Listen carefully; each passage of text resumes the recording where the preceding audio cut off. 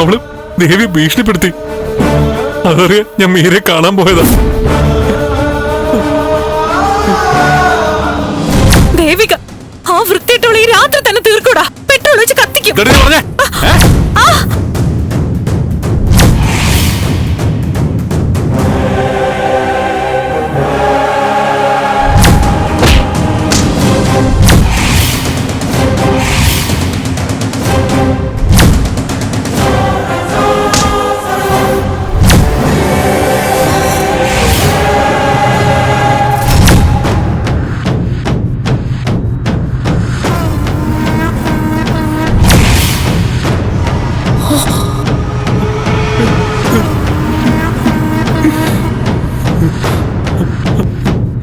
അമ്മ, ഞാനിങ്ങനെ സംഭവിക്കുന്ന കരുതിയില്ലമ്മ.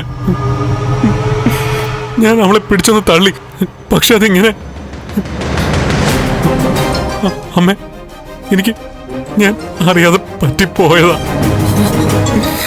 ഞാൻ മനഃപൂർവ്വം ചെയ്തതല്ല അമ്മ, പറ്റിപ്പോയതാ.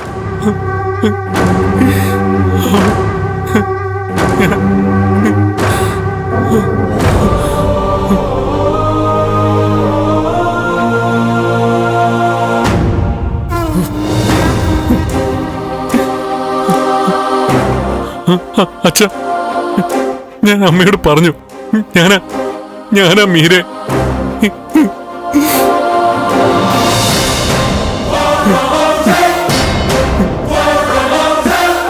അമ്മയെ അറിയിച്ചത് ഞാനാ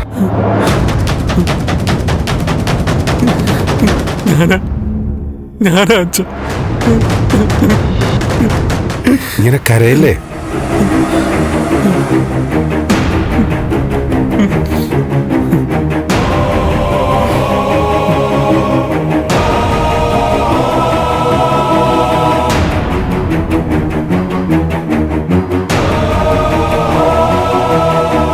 പ്രഭ, നമുക്ക് ജാഗ്രതയോടെ കാര്യങ്ങൾ ചെയ്യേണ്ട സമയമായത്.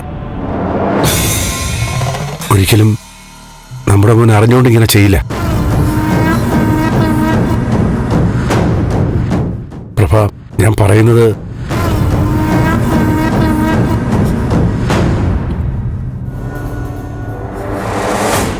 പ്രഭ,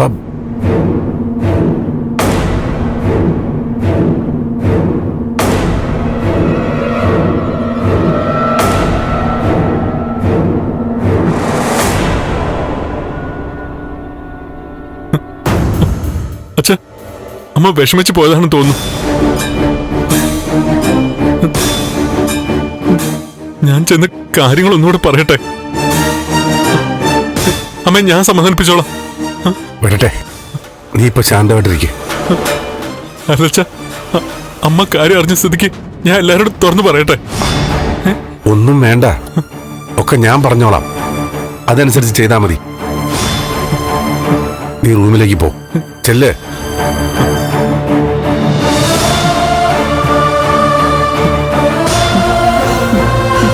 ചെല്ലേ.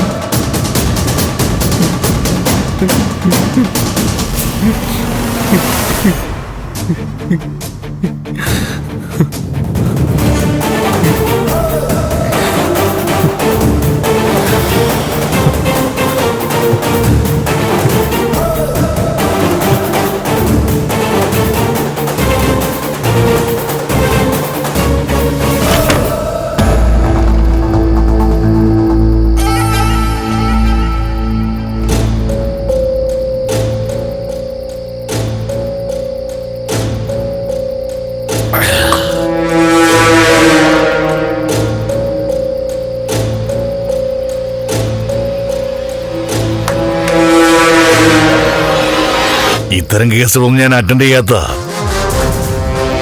കാവല് നിൽക്കുന്ന ജോലിയിൽ നമുക്ക് പ്രത്യേകിച്ചൊന്നും ചെയ്യാനില്ല. ഇവിടുന്ന് ആ പെണ്ണ് രക്ഷപ്പെടാതെ നോക്കണം. വേറെ ആരും ആ പെണ്ണിനെ കൊണ്ടുപോകാൻ നോക്കണം. അത്രേ ഉള്ളൂ. നമ്മുടേതായിട്ട് ഇതിലൊന്നും ചെയ്യാനില്ല.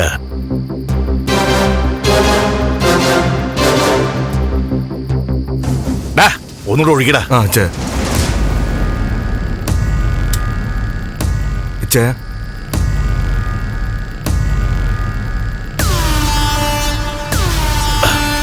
എനിക്ക് വലിയ ലക്ഷ്യങ്ങളിലാ താല്പര്യം.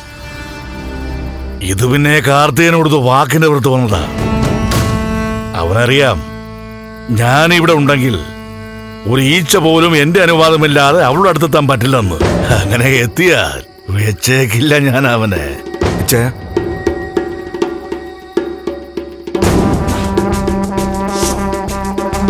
സത്യത്തില് നിങ്ങളുടെ ആവശ്യം എനിക്കില്ലായിരുന്നു. ഞാനിതൊക്കെ ഒറ്റയ്ക്ക് കൈകാര്യം ചെയ്യേണ്ട കേസാ.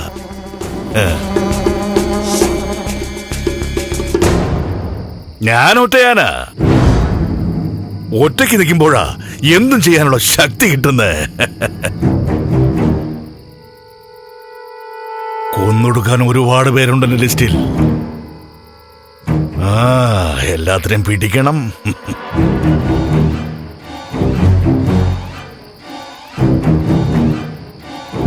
ഇരയെ പിടിക്കാനേ പതുങ്ങിച്ചെല്ലണം. പതുങ്ങിച്ചെന്ന് ഒന്നൊന്നായിട്ട് പിടികൂടണം.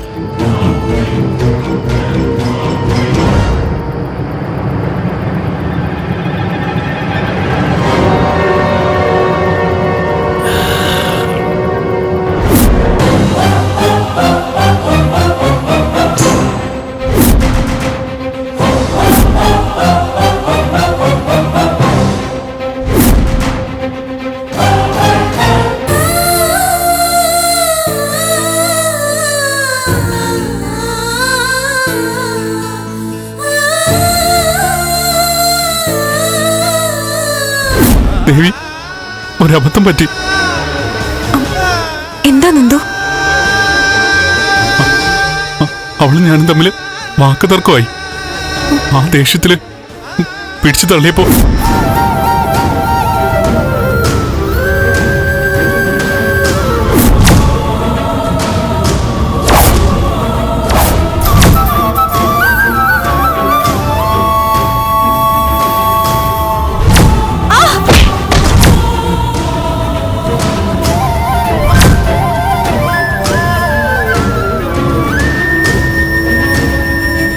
മീര,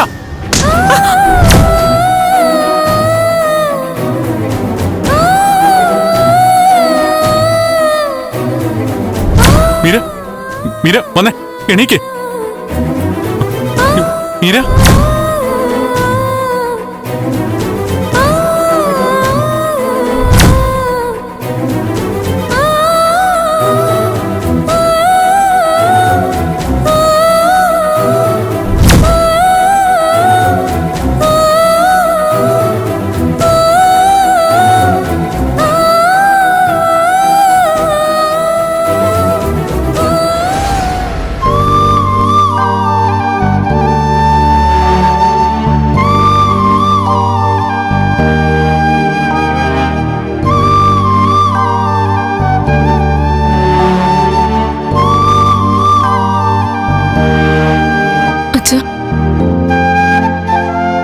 എനിക്കാകെ പേടിയാവോ? എന്തൊക്കെ ഇവിടെ നടക്കുന്നത്? ഒരു സ്വപ്നം കണ്ട പോലെ തോന്നുക. വിശ്വസിക്കാൻ പറ്റുന്നില്ല. അപ്പോഴത്തെ വിറയല് ഇതുവരെ മാറിയിട്ടില്ല. അതൊന്നും ഓർക്കണ്ട മോളെ. ഒട്ടും പ്രതീക്ഷിക്കാത്ത കാര്യങ്ങൾ നമ്മൾ നേരിട്ടേ പറ്റൂ. ജീവിതം എങ്ങനെയൊക്കെയാ. എന്നാലും ഇത് ഇന്നലെ വരെ ഇവിടെ ഉണ്ടായിരുന്ന മീര അവളുമായിട്ട് വഴക്ക് കൂടിയിട്ടുണ്ട്, ബഹളം വെച്ചിട്ടുണ്ട്, ഒക്കെ ശരി. പക്ഷെ പെട്ടെന്ന് ഇല്ലാതായി പോകുന്നെന്ന് വെച്ചാ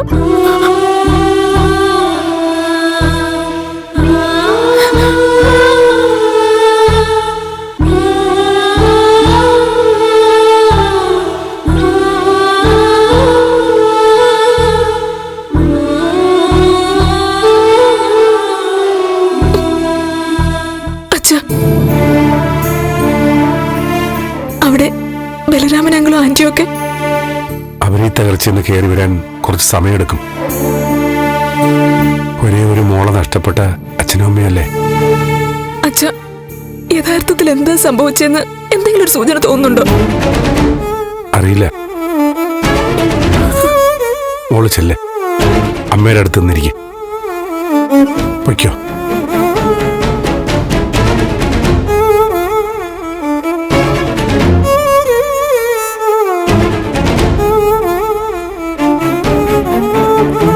അച്ഛ, ദേവിക്ക് മാധവനങ്ങളോട് അവരെവിടെയാ പോയത്? ഇവിടുത്തെ സംഭവങ്ങൾ കണ്ടിട്ട് പേടിച്ചെങ്ങോട്ടെങ്കിലും പോയതാണോ? അങ്ങനെയാകാം. ദേവിയുടെ ബന്ധുക്കളുടെ അടുത്തേക്കോ മറ്റോ പോയതാവാം. പക്ഷെ ഒന്ന് വിളിച്ചിട്ട് കൂടിയില്ല. അവർക്ക് എന്തെങ്കിലും സംഭവിച്ചു എന്ന് എന്റെ പേടി. രാധികാന്റെ വിളിക്കാനും തോന്നിയില്ല. എല്ലാവരും മരവിച്ചിരിക്കും പോലെ ആയിരിക്കും. അതെ, ആരെയും വിളിക്കണ്ട. ഇതിന്റെ ഒരു വിഷമം എല്ലാവർക്കും 2-3 ദിവസം ഉണ്ടാവും. ഇന്ന് ഇടയ്ക്ക് ടെറസിലേക്ക് പോകണമായിരുന്നു, തുണി വിരിച്ചതെടുക്കാൻ. പക്ഷെ പോകാൻ തോന്നിയില്ല. ഒരു പേടി. ആരെങ്കിലും കടുങ്കൈ ചെയ്തതാണെങ്കിൽ കണ്ടുപിടിച്ച് തക്ക ശിക്ഷ കൊടുക്കണം. വെറുതെ വിടരുത് ആരായാലും. പോസ്റ്റ്മോർട്ടം റിപ്പോർട്ടൊക്കെ വരട്ടെ.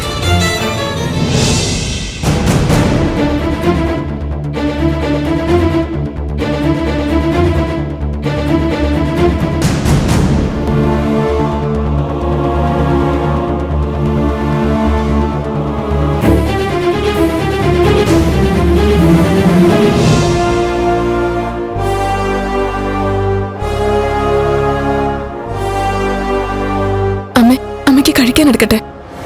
വേണ്ട, നീ ചെന്ന് നന്ദൻ എന്തെങ്കിലും കൊടുക്ക്.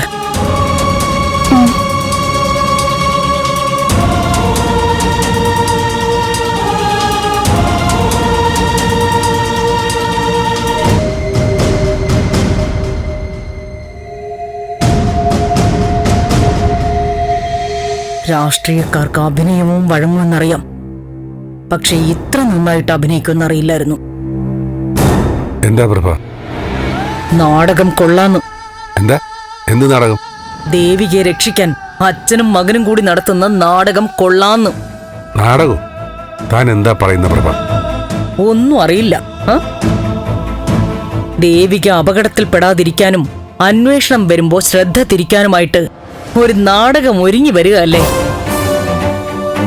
സ്വന്തം മകനൊരു ചീത്തപ്പേര് വന്നാലും സാരമില്ല,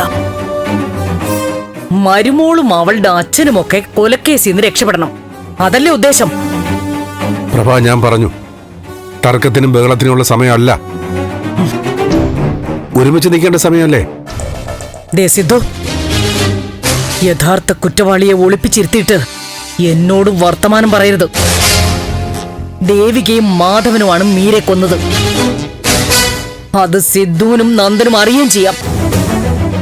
അവരെ ഒളിപ്പിച്ചതും നിങ്ങൾ രണ്ടുപേരും ചേർന്ന.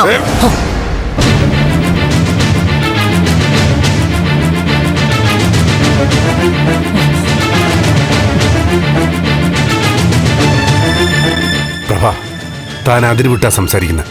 ഓങ്ങിയ കൈ പകുതിയിലങ്ങ് നിർത്തണ്ട. അടിക്ക്, എന്നെ അടിച്ചോ, എന്നാലും ഞാൻ പറയും. അല്ലെങ്കിൽ എന്നെ കൊല്ലണം, എന്നാലേ എന്റെ ശബ്ദം പുറത്തു വരാതാക്കാൻ പറ്റൂ.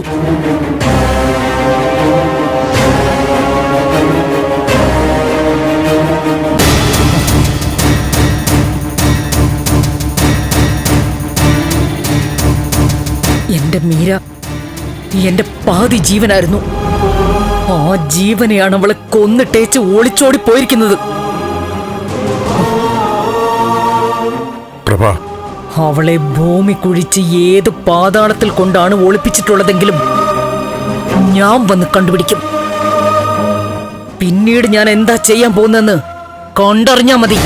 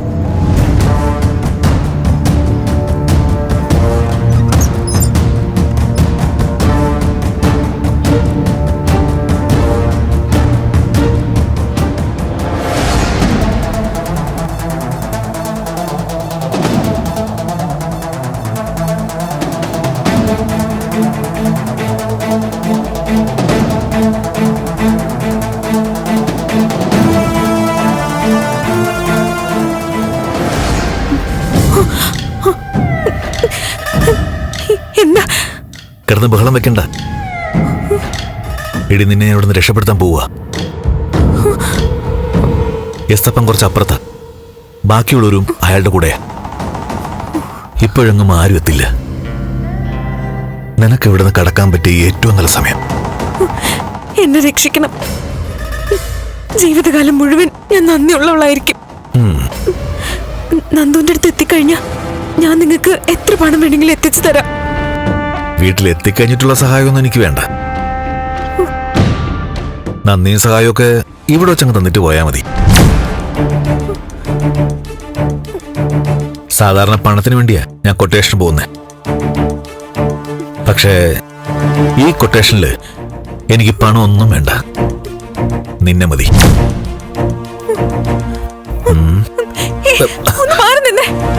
സത്യം പറയാം, നിന്നെ പോലൊരു സുന്ദരിയുമായി ഇടപെടാൻ ജീവിതത്തിൽ ഇന്നേ വരെ എനിക്ക് പറ്റിയിട്ടില്ല. കയ്യിൽ വന്ന അവസരം ഞാനായിട്ട് കളയാൻ പോകുന്നില്ല. നിങ്ങൾ എന്തൊക്കെയാ പറയുന്നത്? നോക്ക്, എനിക്ക് നിന്നെ വേണം. ബഹളം വെക്കാതെ സന്തോഷത്തോടെ കുറച്ചു നേരം ഒരു കൂട്ടായിരിക്കടി. നിനക്ക് രക്ഷപ്പെടാം. ഞാൻ നിന്നെ രക്ഷപ്പെടുത്തും. വേണ്ട, നിങ്ങളൊന്ന് പോയേ. അങ്ങനെ എനിക്ക് രക്ഷപ്പെടണ്ട. എങ്കിൽ വേണ്ട, നീ രക്ഷപ്പെടണ്ട. പക്ഷേ എന്റെ ആഗ്രഹം ഞാൻ നടത്തും.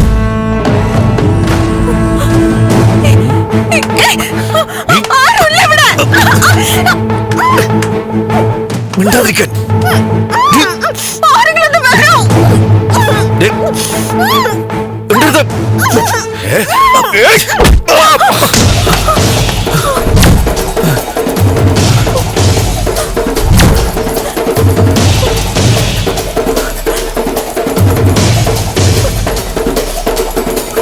എടാ എസ്തപ്പാനെ, കളിക്കരുത്.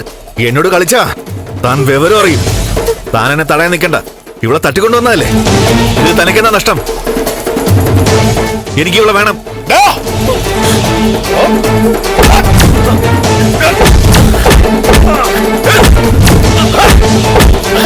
നിനക്ക് വേണമല്ലേ?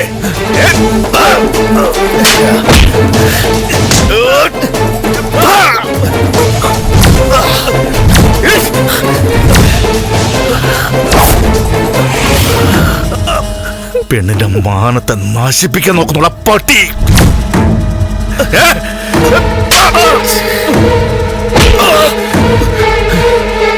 ഈ എസ്തപ്പൻ പെണ്ണുങ്ങളെ നശിപ്പിച്ചിട്ടില്ല. അങ്ങനെ ചെയ്യുന്നവരെ ഒട്ടും വെറുതെ വിട്ടിട്ടുമില്ല.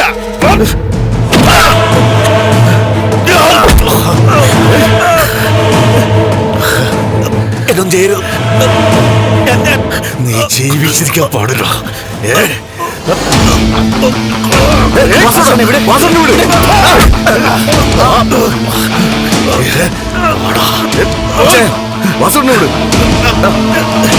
വേണ്ട, പിടിച്ചയ അസനെ.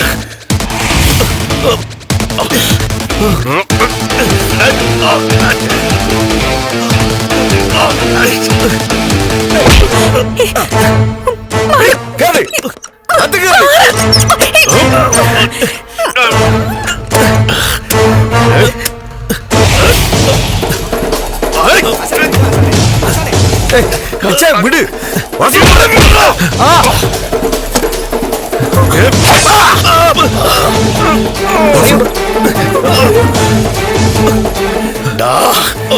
ഇവരെയും പിടിച്ചു സ്ഥലം വിട്ടോ.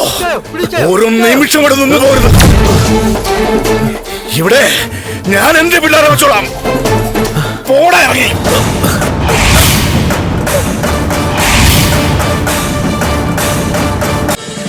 ഫ്ലവേഴ്സ് ഒരുക്കുന്ന കാഴ്ച വസന്തം യൂട്യൂബിൽ പ്രേക്ഷകർക്ക് ലൈവായി കാണാം. ഫ്ലവേഴ്സ് കോമഡിയിൽ ജോയിൻ ചെയ്യൂ, ആസ്വദിക്കൂ.